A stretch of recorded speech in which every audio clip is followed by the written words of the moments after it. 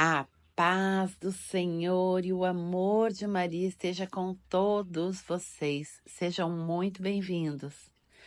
Vamos iniciar a leitura de hoje invocando a proteção de São Miguel Arcanjo e pedindo a sua intercessão pelo Padre Daniel Ribeiro, por todos os sacerdotes, pelo Papa Leão XIV, por todo o clero, pela conversão dos pecadores, pelas nossas famílias, por todos nós e por todas as intenções que estão nos nossos corações.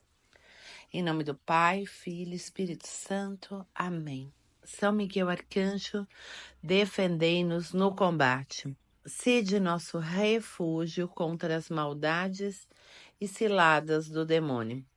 Ordene-lhe Deus, instantemente pedimos, e vós, príncipe da milícia celeste, pela virtude divina, precipitai no inferno a Satanás e a todos os espíritos malignos que andam pelo mundo para perder as almas. Amém. Em nome do Pai, Filho e Espírito Santo. Amém. Vamos lá? Segundo livro de Macabeus, capítulo 10. Purificação do templo. Sob a proteção do Senhor, Macabeu e seus companheiros retomaram o templo e a cidade. Destruíram os altares que os estrangeiros haviam edificado na praça pública, como também os troncos sagrados. Após terem purificado o templo, erigiram outro altar para os holocaustos. Utilizaram uma pedra para tirar faíscas, das quais eles se serviam para oferecer os sacrifícios, após 2 anos de interrupção. Queimaram o incenso, reacenderam as lâmpadas e recolocaram os pães da proposição. Feitas essas coisas, prostraram-se por terra e suplicaram ao Senhor que não mais os entregasse a semelhantes calamidades, mas se recaíssem nas ofensas, que corrigisse com brandura, sem entregá-los às mãos das nações ímpias e bárbaras. Foi no dia do aniversário da profanação do templo pelos estrangeiros, isso é, no dia 25 do mês de Casleu, que eles o purificaram. Prolongaram as cerimônias e os festejos por 8 dias, como na ocasião da festa dos tabernáculos, recordando-se de que, pouco antes, na ocasião dessa festa, habitavam nas montanhas e nas cavernas como animais selvagens. Foi assim que, levando ramalhetes, ramos verdejantes e palmas, cantavam hinos àqueles que haviam concedido a dita de purificar o seu templo.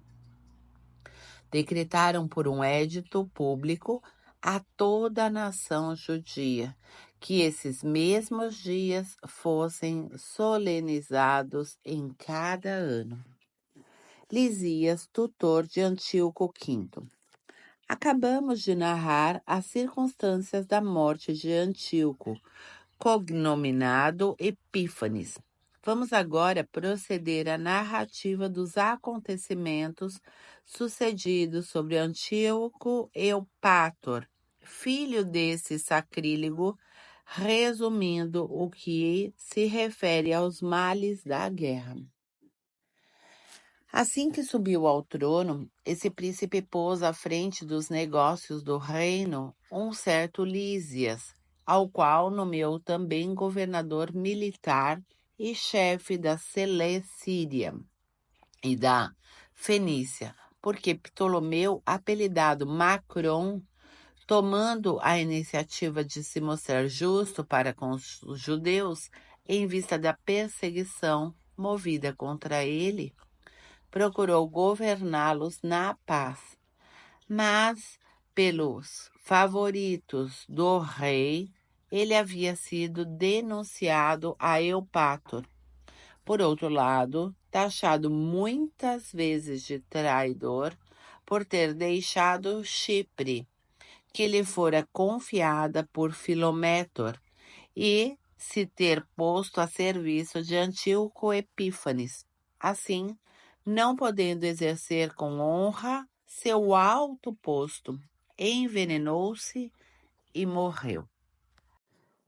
Judas vence os idumeus. Mas Geórgias, tornado comandante do exército nessas paragens, tomava consigo tropas estrangeiras e aproveitava-se de todas as ocasiões para guerrear os judeus. Os idumeus, senhores de várias fortalezas importantes, em combinação com ele, molestavam os judeus, acolhiam os exilados de Jerusalém e mantinham um estado de guerra contínuo. Então, Macabeu com seus companheiros atacaram as fortalezas da Idumeia após haver rezado e invocado o auxílio de Deus. Atacaram-nas vigorosamente, apoderaram-se de todas, repeliram os que combatiam sobre as muralhas e massacraram os que caíam em suas mãos. Mataram não menos de 20.000 homens.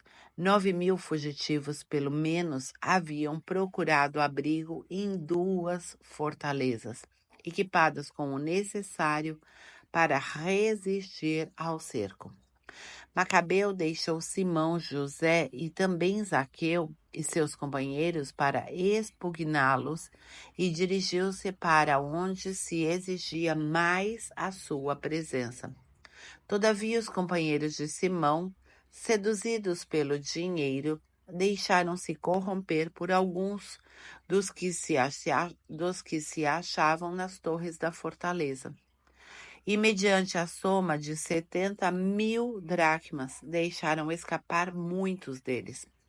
Ouvindo essas notícias, Macabeu acusou-os diante da assembleia dos chefes de terem vendido seus irmãos a troco de dinheiro, entregando os inimigos à liberdade. Comprovada sua traição, mandou executá-los e em seguida tomou conta das 2 cidadelas. Coroadas de êxito, as lutas de ambos os lados, ele matou mais de 20.000 homens nas 2 fortalezas. Judas vence Timóteo. Anteriormente vencidos pelos judeus, Timóteo coligou copiosas tropas estrangeiras e reuniu na Ásia uma numerosa cavalaria, indo em direção à Judeia, com a intenção de conquistá-la pelas armas. Com a sua chegada, Macabeu e seus companheiros cobriram a cabeça com terra e cingiram os rins com sacos em sinal de prece. Em seguida, prostrados aos pés do altar, rogaram a Deus piedade para com eles, pedindo que se declarasse inimigo de seus inimigos e adversário de seus adversários, conforme a promessa formal da lei. Terminada a oração, empunharam as armas, retiraram-se para bem longe da cidade e detiveram-se ao chegar perto do inimigo. Ao despontar a aurora, travaram combate os 2 lados, contando uns com o exército e a vitória, por causa de sua valentia e do socorro do Senhor. E os outros entregando-se ao combate, apoiados pelo próprio furor. No auge do combate, viram os inimigos aparecer no céu 5 magníficos guerreiros, montados em cavalos, ajaezados com freios de ouro, que se colocaram à frente dos judeus. Prostrando Macabeu no meio deles e protegendo-o com suas armas, tornaram-no invulnerável. Ao mesmo tempo, lançaram dardos e raios sobre os inimigos, cegando-os, gerando entre eles a confusão, pondo-os em desordem. Foram, pois, mortos 20.500 soldados e 600 cavaleiros. O próprio Timóteo fugiu para uma praça muito forte, chamada Gazara, cujo comandante era Quérias. Macabeu e os que se achavam com ele cercaram a fortaleza durante 4 dias, enquanto os que se encontravam nela não cessavam de blasfemar e injuriar confiados os seus muros. Amanhecendo, porém, o 5º dia, um grupo de 20 jovens do exército de Macabeu, inflamado de cólera por causa dessas blasfêmias, atirou-se corajosamente contra a muralha e massacrou todos os que apareciam à sua frente. Outros subiram do mesmo modo o muro, atearam fogo às torres, acenderam fogueiras nas quais queimaram vivos os blasfemadores. Outros ainda arrombaram as portas, fizeram entrar o restante do exército e ocuparam a cidade. Mataram Timóteo, que se escondera em uma cisterna, e também seu irmão Quérias e Apolófanes. Após essa façanha, cantaram hinos e cânticos ao Senhor, que havia operado grandes prodígios em favor de Israel, concedendo-lhe a vitória. Capítulo 11. Judas vence Lísias. Decorrido algum tempo, Lísias, tutor e parente do rei, regente do reino, sentindo muito pesar pelo que tinha acontecido, reuniu aproximadamente 80.000 homens e toda a sua cavalaria e pôs-se a caminho contra os judeus. Estava resolvido a transformar Jerusalém numa cidade grega e submeter o templo a um imposto semelhante ao dos templos pagãos e oferecer em leilão a cada ano a dignidade de sumo sacerdote. Sem refletir no poder de Deus, ensoberbia-se com a multidão em sua infantaria, seus milhares de cavaleiros e 80 elefantes. Penetrando, pois, na Judeia, aproximou-se de Bet-sur, que é uma praça forte a cerca de 5 esquenos das vizinhanças de Jerusalém, e sitiou-a. Logo, porém, que os macabeus e os que estavam com ele souberam que Lísias sitiava suas fortalezas, rogaram ao Senhor, juntamente com o povo, entre gemidos e lágrimas, para que ele se dignasse enviar um bom anjo para salvar Israel. O próprio Macabeu foi o primeiro a pegar em armas, encorajando os demais a se exporem ao perigo com ele, para socorrer seus irmãos. Atacaram todos com ânimo resoluto. Ainda não se havia afastado de Jerusalém quando apareceu diante deles um cavaleiro, vestido de branco, empunhando armas de ouro.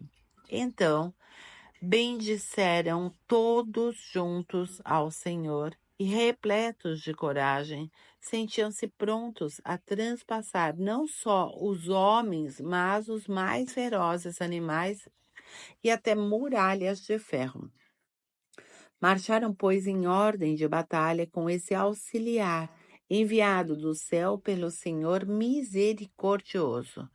Com leões, atiraram-se sobre os inimigos. Trucidaram 11.000 infantes e 600 cavaleiros e forçaram os demais a fugir. A maior parte destes, feridos sem armas, pôs-se a salvo. O próprio Lísias salvou-se fugindo vergonhosamente. Tratado de paz. Mas Lísia era inteligente. Refletiu, pois, na derrota e concluiu que os hebreus eram invencíveis, porque o Deus Todo-Poderoso combatia com eles. Enviou-lhes uma proposta em condições justas, prometendo-lhes persuadir o rei a tornar-se amigo deles. Macabeu aceitou todas as propostas de Lísias, vendo nisso apenas utilidade, porque tudo o que ele mesmo pedira por carta a Lísias em favor dos judeus, o rei concedera. Eis em que termos Lísias escreveu aos judeus. Lísias ao povo judeu, saudações. João e Absalão, vossos mensageiros, entregaram-me vossas propostas e rogaram-me que as cumprisse. Expus, portanto, ao rei tudo o que devia comunicar-lhe, e ele anuiu a tudo o que era possível.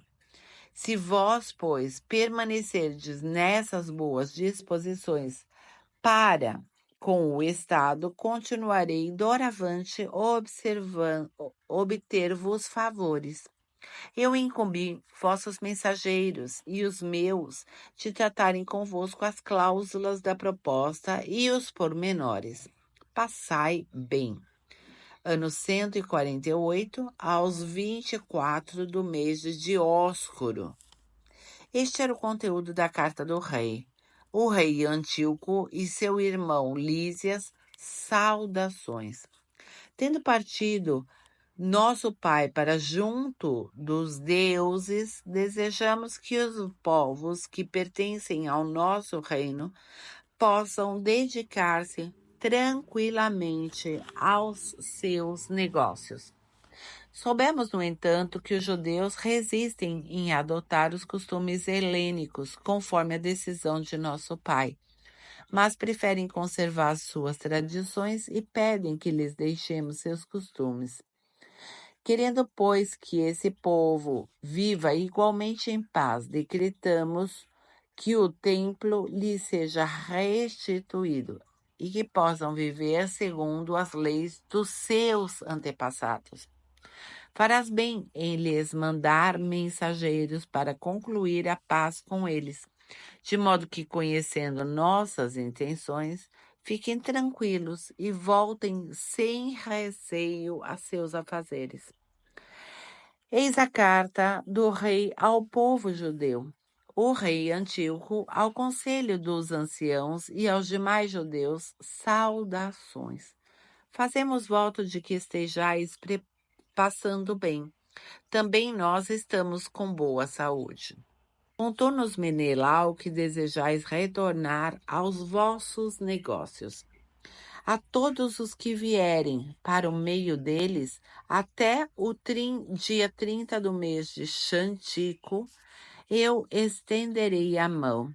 Permito também aos judeus que usem seus próprios alimentos e sigam seus costumes, como outrora. Nenhum deles será molestado por transgressões passadas. Incumbi Menelau de ir tranquilizar-vos. Passai bem. Ano 148, do dia 15 do mês de Xantico. Do mesmo modo, os romanos enviaram aos judeus uma carta nestes termos. Quinto Mêmio e Tito Mânio, legados romanos ao povo judeu. Saudações. Damos nosso assentimento a tudo o que Lísias, parente do rei, vos outorgou. Quanto ao que ele julgou necessário submeter ao rei, enviai-nos alguém sem demora, a fim de que, após um exame, possamos falar-lhes de modo que mais vantajoso para vós, porque vamos para Antioquia. Apressai-vos, pois, em nos enviar mensageiros para que saibamos bem quais são vossos desejos. Passai bem. Ano 148, do dia 15 do mês Xântico. Castigo dos vizinhos hostis. Capítulo 12. Concluídos estes tratados, voltou Lísias para junto do rei e os judeus voltaram aos trabalhos dos campos. No entanto, chefes militares locais como Timóteo e Apolônio, filho de Geneu, bem como Jerônimo e Denefonte, e além destes, o cipriarca Nicamor não lhes dava tréguas, nem os deixava viver em paz. Por outro lado, os habitantes de Jope praticaram a seguinte infâmia. Convidaram os judeus que habitavam entre eles a subirem com suas mulheres e filhos para barcas que eles haviam preparado. Não davam a entender qualquer má intenção escondida, mas pareciam proceder seguindo uma decisão votada pela cidade. Os judeus pacíficos e sem suspeitarem, anuíram, mas quando chegaram ao alto mar, foram afogados em número de 200, pelo menos. Mal soube Judas do crime praticado contra a gente de sua nação, convocou os seus homens, depois de ter invocado a Deus, justo juiz, foi contra os carrascos de seus irmãos e de noite ateou fogo ao porto, incendiou as embarcações e passou a fio da espada os que ali se haviam refugiado. Como a cidade mesmo estivesse fechada, afastou-se, mas com a intenção de voltar e exterminar todos os habitantes de Jope. Por outro lado, informado de que os habitantes de Jâmia queriam tratar do mesmo modo os judeus que viviam com eles, atacou-os naquela mesma noite e incendiou o porto e a esquadra. De Jerusalém, que dista 240 estádios, podia-se observar o clarão do fogo. Percorridos já 9 estádios, no seu avanço contra Timóteo, lançaram-se sobre eles os árabes, em número de pelo menos 5.000 a pé e 500 a cavalo. Travou-se um combate violento, mas com a ajuda de Deus, os soldados de Judas venceram-nos. Vencidos, os árabes lhe pediram paz, prometiam dar gado aos judeus e os auxiliaram de outras maneiras, crendo que, na verdade, eles se podiam ser úteis.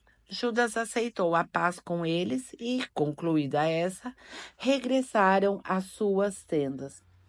Em seguida, atacou Judas uma cidade forte chamada Caspim, cercada de muralhas, habitada por uma mistura de povos, confiados na firmeza de seus muros e na abundância de suas provisões. Os sitiados mostraram-se excessivamente grosseiros contra as tropas de Judas, lançando-lhes injúrias, blasfêmias e palavras ímpias.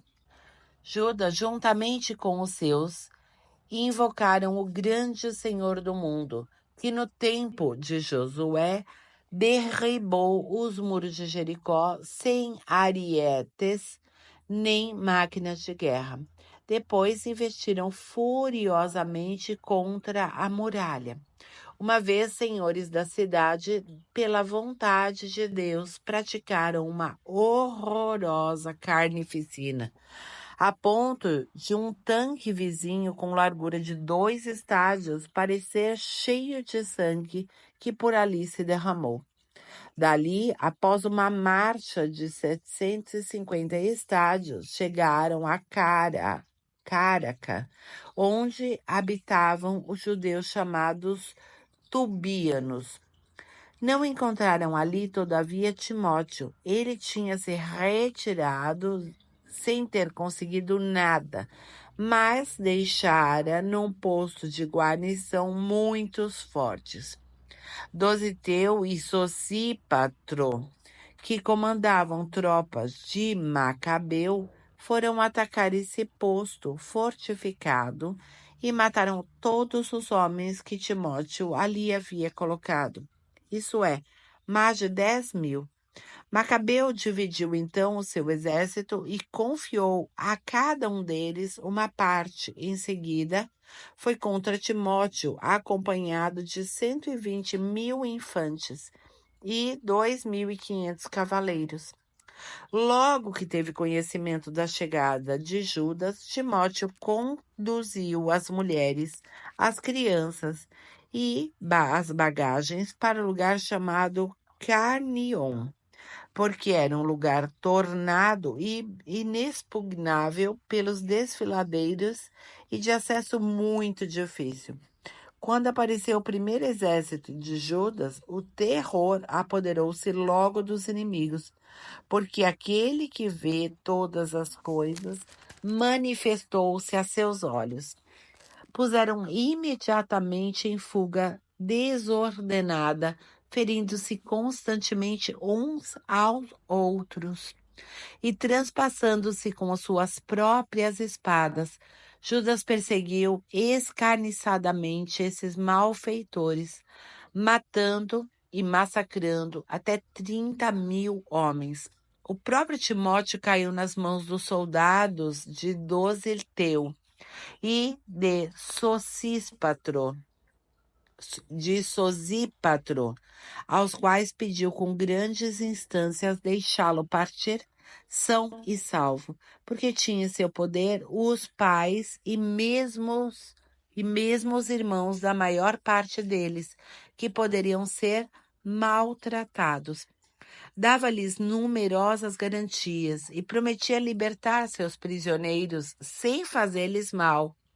E com isso, soltaram-no para salvar seus irmãos.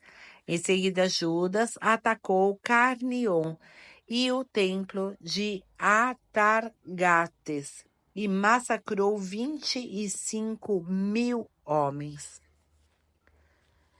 Depois dessa perseguição e matança, conduziu suas tropas diante de Efron, cidade fortificada, onde habitava Lísias, e gente de todas as nações.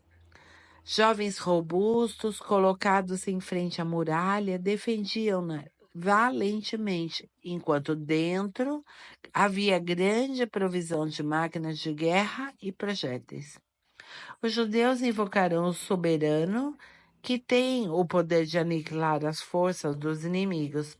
Tornaram-se senhores das cidades e mataram ali 25.000 homens. Dali partiram eles para alcançar a cidade de Citópolis, a 600 estádios de Jerusalém.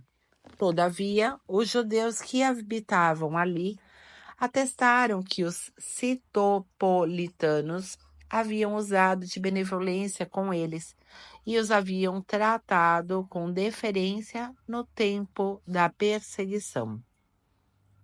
Judas e os seus agradeceram, pois, a estes e os exortaram a perseverar nessas disposições para com os de sua raça. Em seguida entraram em Jerusalém, porque a festa das semanas se aproximava. Passadas a festa de Pentecostes, foram contra Gorgias, chefe militar da Idumeia. Este saiu-lhes ao encontro de 3.000 infantes e 400 cavaleiros. Travou-se uma batalha na qual pereceram alguns judeus. Dositeu, um dos cavaleiros de Baquenor, muito corajoso, apoderou-se de Gorgias e, retendo-o pela clamide, arrastava-o à força, a fim de capturar vivo o maldito, quando se precipitou sobre ele um cavaleiro de Trácia, que lhe decepou um ombro, e Gorgias fugiu para Marisa. No entanto, as tropas de Esdrim, que combatiam há muito tempo, achavam-se fatigadas. Então Judas suplicou ao Senhor que se mostrasse seu aliado e os guiasse no combate. E começando a entoar cantos na língua pátria e lançando grito de guerra, atirou-se subitamente entre os soldados de Gorgias e obrigou-os à retirada. Sacrifício pelos mortos. Depois disso, reunido seu exército, Judas alcançou a cidade de Odolã E chegando o 7º dia da semana, purificaram-se segundo o costume e celebraram ali o sábado. No dia seguinte, Judas e seus companheiros foram tirar os corpos dos mortos, como era necessário para depô-los na sepultura ao lado de seus pais.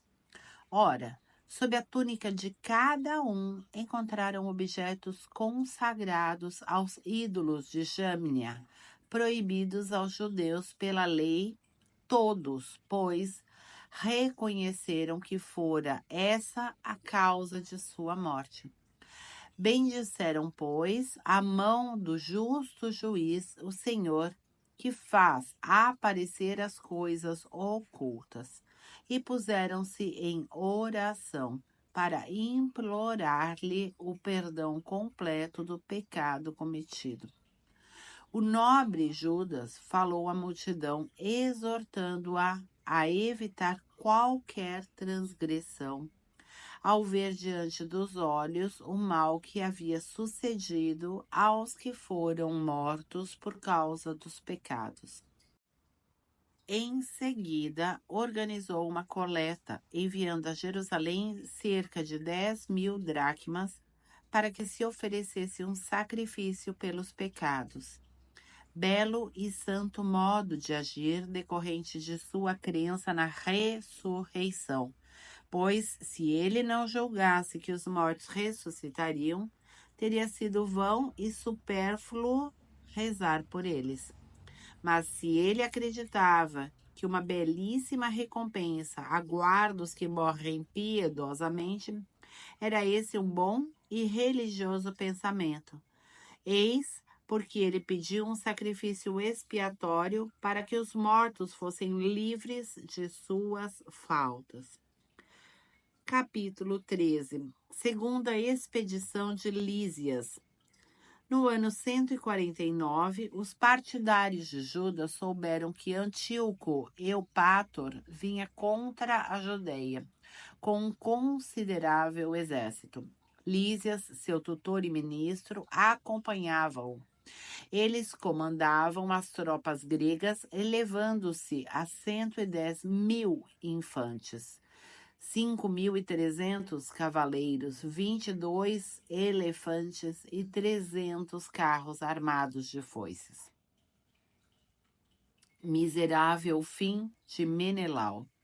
Menelau havia se unido a eles e intervinha perfidamente junto ao rei, não a favor de sua pátria, mas tendo em mira a confirmação de sua dignidade.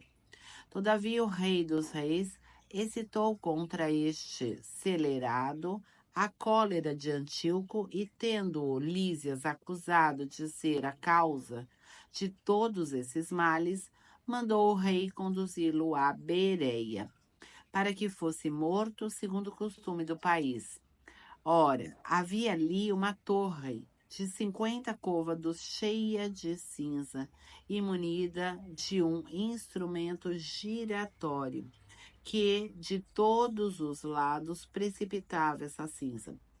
Era lá que qualquer culpado de roubo, sacrílego ou de algum outro crime particularmente grave era lançado à morte pela multidão.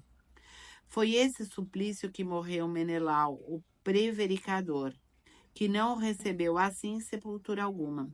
E isso foi justo, porque ele havia pecado bastante contra o altar que sustenta o fogo puro e a cinza. E foi na cinza que ele encontrou a morte. Êxito de Judas. Nesse meio tempo, o rei avançava, imaginando os mais bárbaros planos, decidido a empregar contra os judeus os piores castigos imaginados por seu pai. Sabendo disso, Judas mandou que o povo invocasse o Senhor noite e dia, para que, nessa circunstância, mais do que nunca, ele viesse em socorro daqueles que estavam ameaçados de perder a lei, a pátria e o templo. Que ele não permitisse que o povo, apenas um pouco aliviado, recaísse sobre os golpes das nações perversas. Rezaram todos juntos e invocaram o Senhor misericordioso entre lágrimas, jejuns, prostrados 3 dias consecutivos. Judas exortou-os e disse-lhes que estivessem preparados.